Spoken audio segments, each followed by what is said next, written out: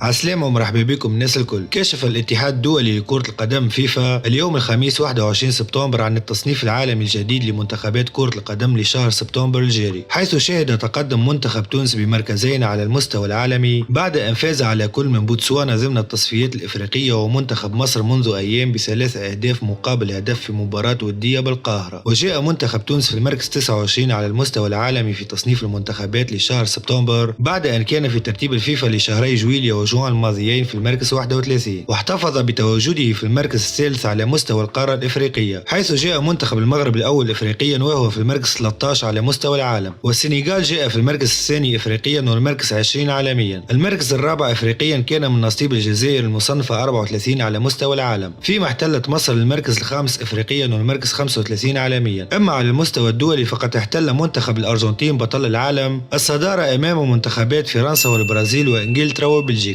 وفيما يلي نستعرض عليكم ترتيب الفيفا عالميا وإفريقيا وعربيا.